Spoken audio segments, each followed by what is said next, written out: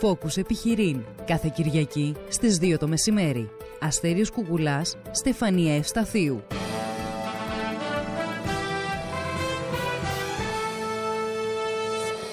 Focus 103,6. Ξέρει την πόλη και η πόλη το ξέρει. Κοντά μας έχουμε τον κύριο Γιώργο Μιχάλη Γωνιάδη, ο οποίος είναι φοιτητής μεταπτυχιακού προγράμματος για τη βιώσιμη ανάπτυξη στο Διεθνές Πανεπιστήμιο Ελλάδος και συντονιστή του συνεδρίου, του πρώτου Διεθνούς Συνεδρίου για τη Βιώσιμη Ανάπτυξη. Και επίσης τον δόκτωρ Γιώργο Μπανιά, ακαδημαϊκός υπεύθυνος του συνεδρίου επίσης και ακαδημαϊκός συντονιστής του προγράμματος μεταπτυχιακών σπουδών για την περιβαλλοντική διαχείριση και βιωσιμότητα. Καλώς ήρθατε, παιδιά. Αδερφιά, τελείωσε, εντάξει. Τελείωσαν οι τίτλοι. Αν και ξέρω ότι έχουν και άλλους τίτλους τα παιδιά και θα μας πούνε σε λίγο περισσότερο γι' αυτό. Καλώς ήρθατε και ευχαριστούμε που αποδεχτήκατε την πρόσκληση.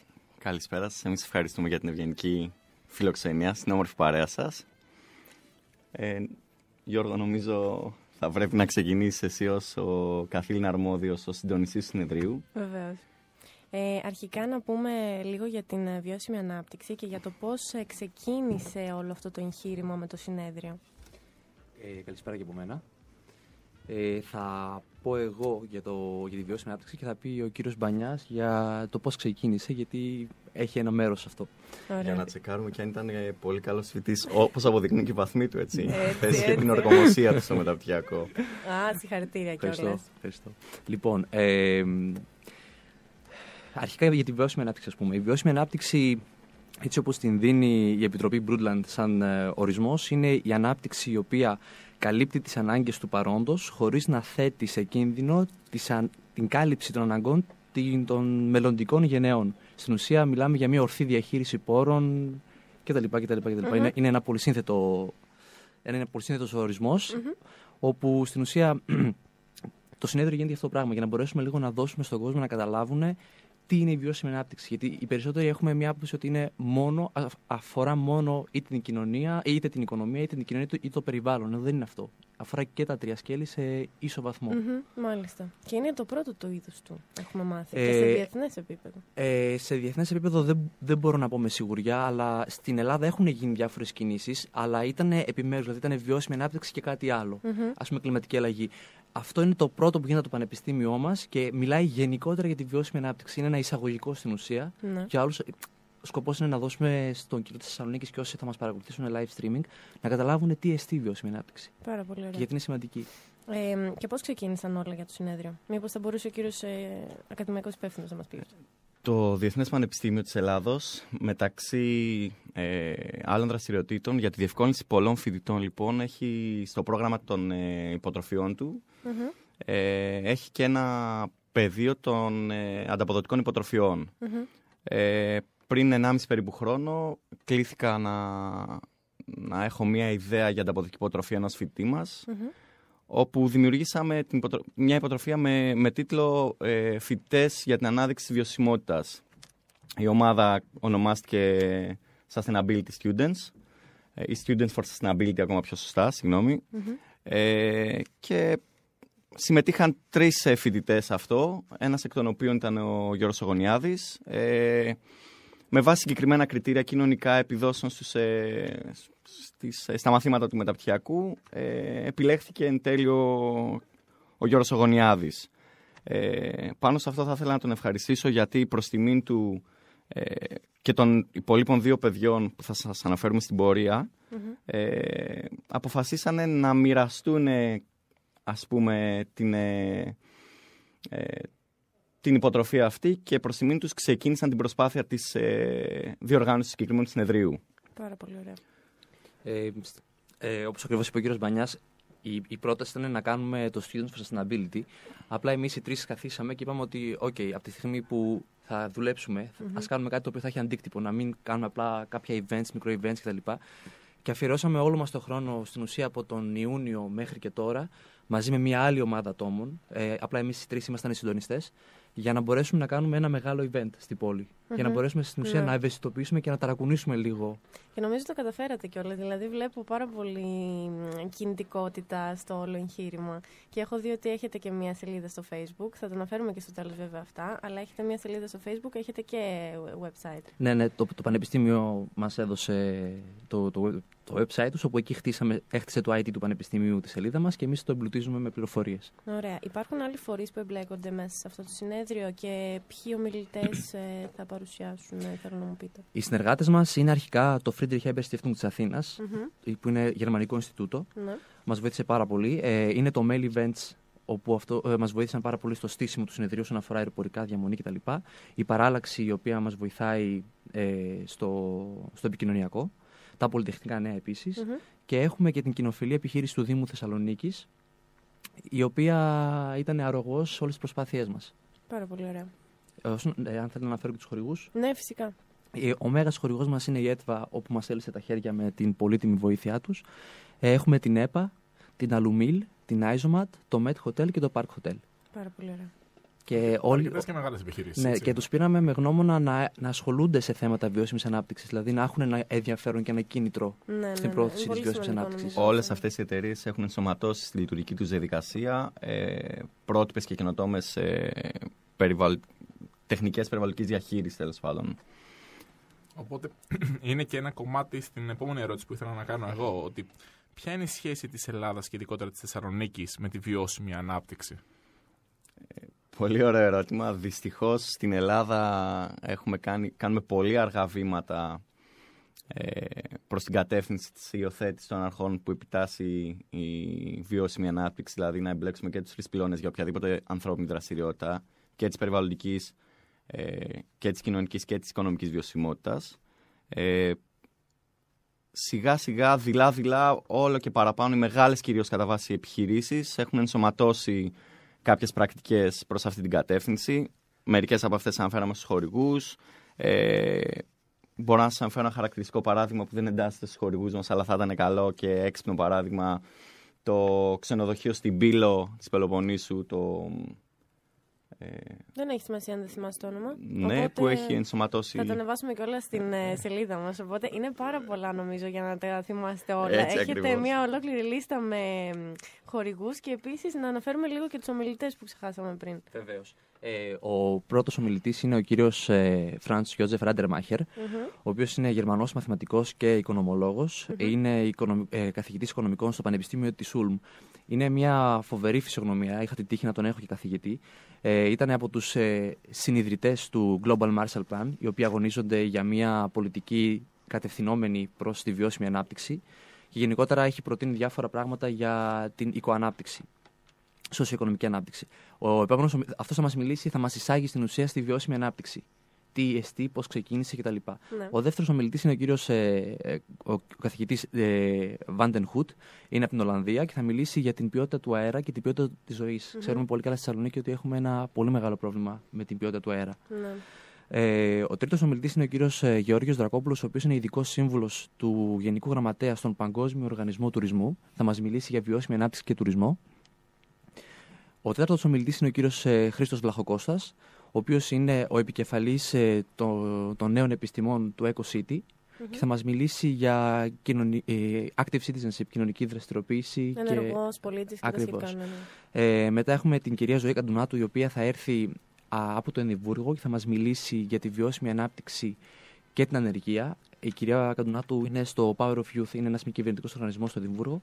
Και τέλος θα μας μιλήσει ο κύριος Άρης Χατζηνικολάου, ο οποίος είναι ο συντονιστής της περιβαλλοντικής ομάδας του Πανεπιστημίου Μακεδονίας, για το πώς κατάφερε να κινητοποιήσει φοιτητές να συμμετάσχουν σε δράσεις για την προστασία του περιβάλλοντος. Πάρα πολύ ωραία. Ποια θα χαρακτηρίζατε όμως ως πλεονεκτήματα της χώρας μας στην προσπάθειά της για να γίνει ανταγωνιστική στον τομέα της αειφόρου ανάπτυξης και σε ποιους τομείς βασικά η βιώσιμη ανάπτυξη θα αποτελούσε εφαλτήριο ανάπτυξης? Προφανώς θα μπορούσαμε να πούμε για το πλούσιο φυσικό περιβάλλον της χώρας μας.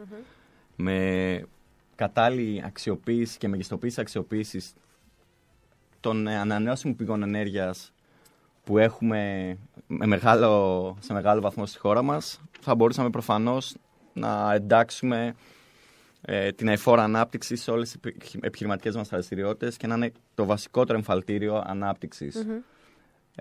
Θα μπορούσαμε να πούμε ότι ο βασικότερος τομέας που θα μπορούσε να ενσωματώσει τέτοιου είδους πρακτικές δεν θα μπορούσε να είναι, μεταξύ άλλων, το βασικότερο πλέον ανάπτυξη, ο τουρισμός. Ναι. Θα μπορούσαμε, η τουριστική βιομηχανία σαφώς και πρέπει, επιβάλλεται να ενσωματώσει στις λειτουργικές διαδικασίες τη χρήση ανανεώσιμων πηγών ενέργειας, τη χρήση έξυπνων καινοτόμων μεθόδων περιβαλλοντικής διαχείρισης, διαχείριση αποβλήτων, διαχείριση του νερού, αξιοποίηση, όπως λέγατε πολύ όμορφα και ο προηγούμενος ομιλητής, ο κ. Μισιάλης, καινοτόμων συστημάτων αποκομιδής απορριμμάτων και ούτω καθεξής. Ναι. Εγώ να ρωτήσω και κάτι άλλο. Αυτό φυσικά θα βοηθούσε και στην οικολογική κουλτούρα, όπως λέγαμε και πιο πριν με τον κύριο Μισιάλη, και στην ευαισθητοποίηση των Ελλήνων περισσότερο. Κοιτάξτε, το πρόβλημα δυστυχώς στη χώρα μας είναι η νοοτροπία μας. Ούτε τα μυαλά μας λείπουν, ούτε η οργάνωση, ούτε η... Τα μυαλά βέβαια φεύγουν έξω. Αυτό είναι το κακό, το περιβόητο brain drain. Το έχουμε πει επανειλημμένα. Έτσι ακριβώς. Πρέπει να αλλάξουμε την νοοτροπία, πρέπει να δούμε λίγο πιο καθολικά ζητήματα που έχουν να κάνουν με την περιβαλλοντική διαχείριση και με την επιχειρηματικότητα. Δεν πρέπει να κοιτάμε μόνο την οικονομική βιωσιμότητα μιας δραστηριότητας. Θα πρέπει να κοιτάμε και να είναι περιβαλλοντικά σύνομη, αλλά και κοινωνικά αποδεκτή. Ωραία, πολύ ωραία. Πριν περάσουμε όμως στην τελευταία μας ερώτηση, εγώ θα ήθελα να σας δώσω μια πάσα. Γιατί στην αρχή μίλησα για άλλες ιδιότητες που έχετε. Οπότε λίγο πέρα από το συνέδριο να μιλήσουμε λίγο γι' αυτό. Θα μου επιτρέψετε, επειδή είναι λίγο ντροπαλός και χαίρομαι γι' αυτό, γιατί είναι ένα εξαιρετικό παλικάρι. Ο Γιώργος Ογωνιάδης, μεταξύ άλλων, λοιπόν, μεταξύ πολλών άλλων, έτσι ακριβώς, πρόσφατα δημιούργησε μια start-up επιχείρηση που σχετίζεται με τη δημιουργία παπηγιών. Εντυπωσιακό. Και ένα από αυτά φοράει σήμερα, έτσι. Και ένα από αυτά φοράει σήμερα. Γιατί οι ακροατές δεν μας βλέπουν. Έτσι ακριβώς. Όπου μεταξύ άλλων έχει ενσωματώσει στις διαδικασίες αρχές περιβαλλοντικής διαχείρισης και βιώσιμης ανάπτυξης. Υπέροχο. Πες μας την εταιρεία. Είναι το papillon.gr. Ναι. Και στις συζητήσεις που κάναμε για την ιανική ενεργεία κτλ. Λέγατε πώς μπορεί να βοηθήσει η βιώσιμη ανάπτυξη. Δεν είμαι μόνο εγώ, δεν είμαι καινοτόμος πρωτοπόρος. Υπάρχουν και άλλα πολλά άτομα, παιδιά στην ηλικία μου ή και λίγο μεγαλύτεροι, που έχουν κάνει αξιόλογες επιχειρήσεις, είτε με σαπουνιά, είτε με κρέμες, είτε με οτιδήποτε, οι οποίοι εφαρμόζουν και αυτοί βιώσιμες πρακτικές, δηλαδή φιλικά προς το περιβάλλον, υλικά, στηρίζουν την τοπική οικονομία, που είναι πάρα πολύ σημαντικό για τη βιώσιμη ανάπτυξη. Το κεφάλαιο να παραμένει στην τοπική κοινωνία και να μην φεύγει στην Αμερική, στην Κίνα κτλ. Όπως συμβαίνει πλέον. Ναι. Νομίζω ότι μία λύση είναι να αρχίσουμε λίγο να κοιτάμε τα τοπικά προϊόντα. Να κοιτάμε λίγο την τοπική αγορά. Και αυτό είναι βιώσιμη ανάπτυξη. Είναι μέρος της βιώσιμης ανάπτυξης. Πραγματικά. Πολύ ωραία. Εμένα αυτό μου δείχνει πάντως και κάτι άλλο. Ότι ο δραστήριος νέος, ο οποίος γενικότερα έχει ανησυχίες και τρέχει είτε σε σεμινάρια, ασχολείται με την διαβίω εκπαίδευση κτλ., είναι και αυτός ο οποίος πολύ πιο εύκολα θα στραφεί προς την δημιουργία μιας επιχείρησης, γιατί πολύ απλά η φύση του είναι τέτοια που το ψάχνει. Και αυτό είναι το πολύ θετικό, γιατί πραγματικά όταν είχαμε μιλήσει και είχαμε πήγει να βρεθούμε να κάνουμε αυτή τη συζήτηση για το Διεθνές Πανεπιστήμιο, δεν το γνωρίζαμε αυτό το πράγμα και χάρηκα πάρα πολύ που το μάθαμε έστω και τώρα στην πορεία της κουβέντας μας. Για να επιστρέψουμε όμως λίγο στο συνέδριο, ήθελα να ρωτήσω αν κάποιος θέλει να συμμετέχει σε αυτό το συνέδριο. Τι ακριβώς πρέπει να κάνει, υπάρχει κάποια διαδικασία εγγραφής για να παρακολουθήσει τις εργασίες του συνεδρίου, δίνεται βεβαίως παρακολούθηση, υπάρχει κάποιο κόστος, τι ακριβώς γίνεται? Λοιπόν, το συνέδριο θα γίνει 16 Μαΐου, 10:30 ξεκινάει, 9:30 μετά και μισή είναι οι εγγραφές και τελειώνει στις 6. Οι εγγραφές γίνονται online μέσα από το site του Πανεπιστημίου. Αν μπείτε στο site του Διεθνούς Πανεπιστημίου, θα μπορέσετε να δείτε και τον banner και να πατήσετε και να σας πετάξει στη σελίδα του συνεδρίου. Έχουμε δική μας σελίδα.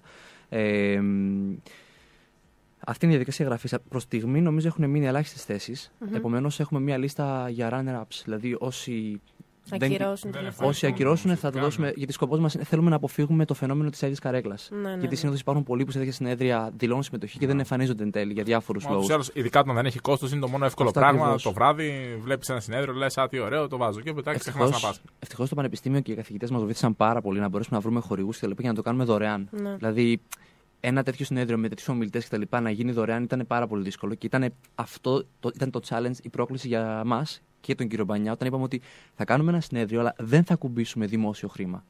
Θα προσπαθήσουμε να βρούμε χορηγίες και να καλύψουμε όλα τα έξοδα με χορηγίες. Και είναι πολύ σημαντικό. Βεβαίως. Και τα καταφέραμε. Δηλαδή, τα καταφέραμε, θα δούμε το Σάββατο. Αλλά εμείς είμαστε πανέτοιμοι. Αλλά ναι, δεν ήταν κάτι το άπιαστο.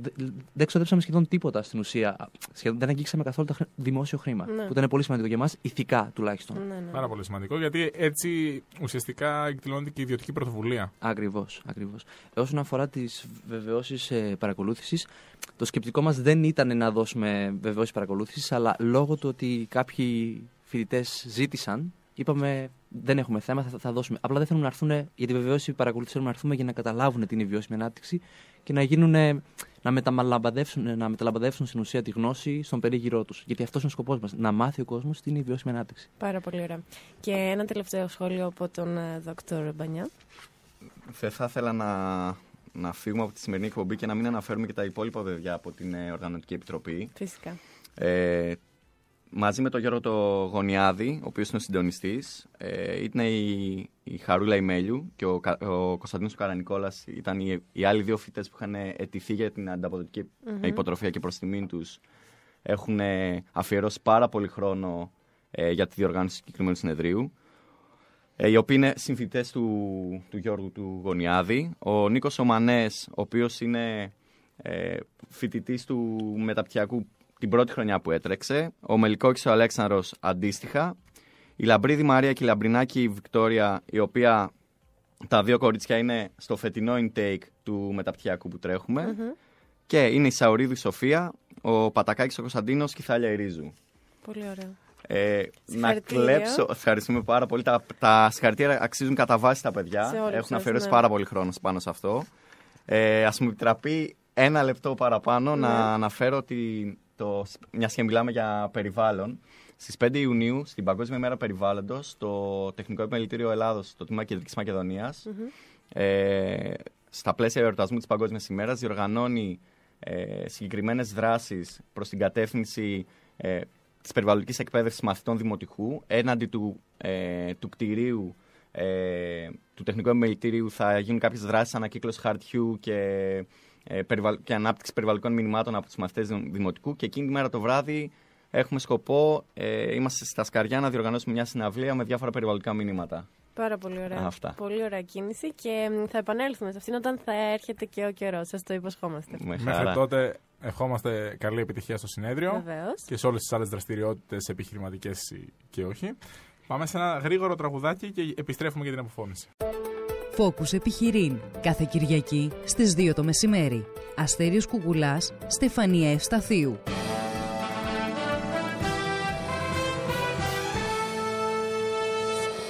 Focus 103,6. Ξέρει την πόλη